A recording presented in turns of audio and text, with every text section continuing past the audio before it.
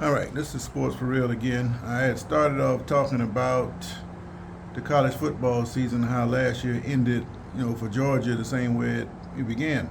They started the year by thrashing TCU, and they finished the year off by crushing and undermanned Florida State. Now, speaking before of the SEC, how dominant they're supposed to be over everybody else, a lot of times the circumstances break their way. TCU, as great as they were, they shouldn't have been in that national championship game. And although they would have probably beat Michigan by at least 2 scores, it wouldn't have been the way they destroyed TCU. They just had that look in the eye like they didn't realize where they were. And the stage was just too big for them, and it showed. Florida State, on the other hand, with all those defections, it looked like that they didn't belong on that stage. But if they had their players, it would have been completely different. But at the same time, it makes the SEC look good because look what they did to an undefeated ACC champion. Regardless, it's not their fault that Florida State players didn't play. Look, we had most of our players playing, so why Florida State can have their players playing? And it makes a difference. So it makes the SEC look good. But having said that, the SEC champion this year, Alabama, is going to take on not Florida State, but the SEC champion Alabama is going to take on Michigan tonight in the first semifinal in the Rose Bowl, about 5 o'clock. But going back to the Florida State and the Georgia thing, the problem with that is what you saw there was the future of college football. College football with all this money, and I got to have it now, and everybody's joining up to be in these super conferences trying to get to the money. The bowl games are going to be rendered useless because once the playoffs begin, nobody really cares anymore, especially those guys that's trying to make it to another level like the NFL or change teams in the transfer portal.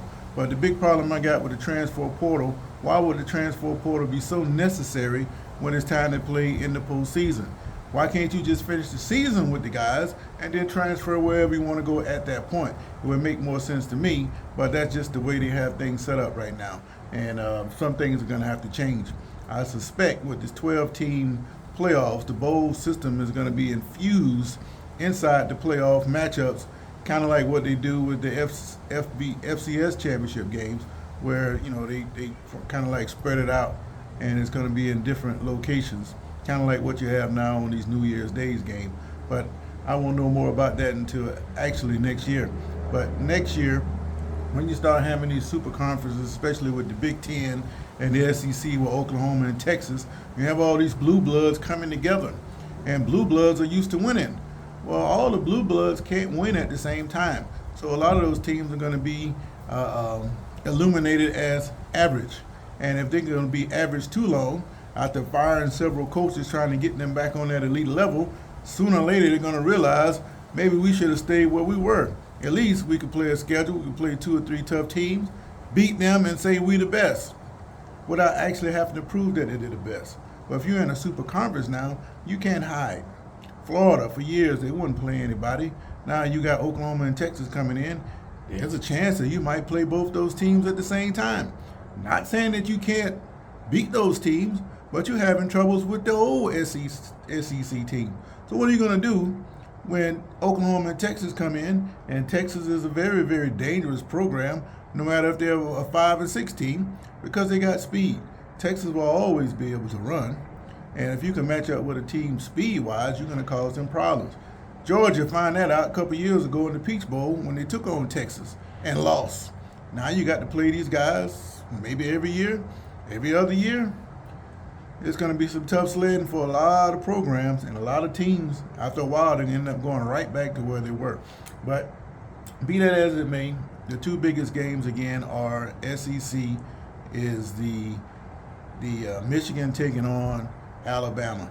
Alabama is very, very fortunate to be in the playoffs. Had Florida State not lost their quarterback, even though winning the SEC, they would have got left out of the playoffs because they lost to Texas. Texas being a champion, Alabama being the champion. I still think Georgia should have gotten the playoffs, but there's not enough spots for them. But when you have a 1-loss SEC champion and an undefeated ACC team champion, the SEC champion is going to get left out. Yes, people are going to be in an uproar, and people don't want to admit that that's a possibility. especially ESPN, given that the money they have invested with the SEC, they wouldn't stand for that. So that's why everybody was saying things will work out best if Florida State would just lose. So the best thing that happened to those people is Jordan Travis got hurt, and then immediately you saw the flip-flop of Washington jumping over Florida State. So it didn't matter about Alabama beating Georgia. They were going to have an SEC champion no matter what. Georgia should have been there. Alabama probably should have been out. But Alabama beat Georgia, so you can't say that Georgia should be in over Alabama. But you could say that Florida State deserved to be in the playoffs. But what makes these people all feel better now, and this works out terrible for Florida State, is the thrashing they took at Georgia. They could say, see, they couldn't compete after all. And that's the same thing would have happened to Florida State had they made it to the playoffs, and we're glad we did the thing that happened. Florida State, they would have been an embarrassment to the playoffs and make the whole system look terrible. So we did the right thing. But is that the truth? No, because the players, they had nothing to look forward to. They all want to be a champion. So once we can't go play for a championship, so you don't care about us, so let me worry about myself. That's why you see a bunch of people transferring. That's why you see others opt out to go play, go get ready for the NFL. And it's very understandable, those viewpoints. Had it been me, I'm going to play it all the way out. I would have played just to see, in my college career and make some plays and make my draft stock that much better. But, these guys nowadays, they don't think like that. And with no loyalty from the university, why should they have loyalty toward them? So it's just a different way to look at it. But as far as the game today, it's going to come down to Michigan. Michigan, they're going to show up. Can they be able to run the football? And can their quarterback, McCarthy, stand in there and make some key throws? If they're going to struggle running the football and McCarthy can't throw, it's going to be a long night for Michigan.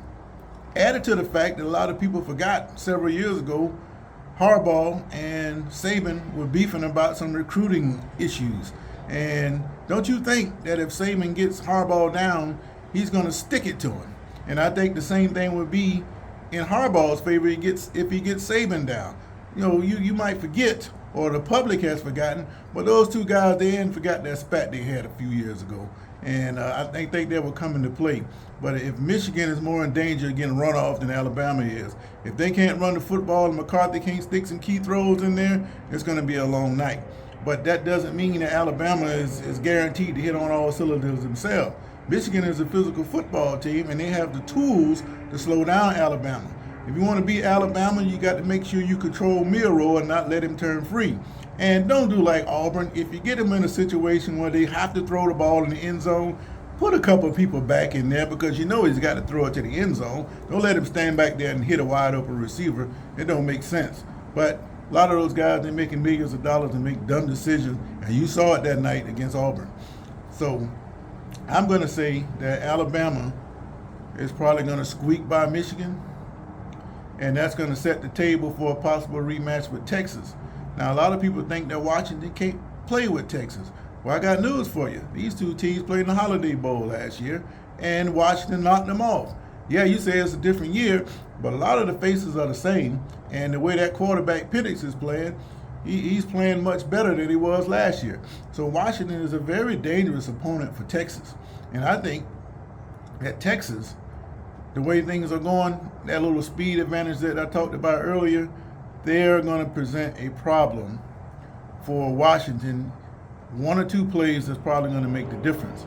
And I suspect that Texas is going to squeak by Washington, even though I love to see Washington in the championship game. I think Texas is going to squeak by, and they're going to end up probably playing Alabama for the national championship. Not going to make any picks on that right now, but my immediate thoughts, I think Texas is going to squeak by Washington, and I think Alabama is going to squeak by Michigan. But I would not be surprised to see the end results flip-flopped in both cases. But we'll find out tonight. By midnight, you'll know. So that is my take on the college football playoffs for New Year's 2024. This is Sports for Real.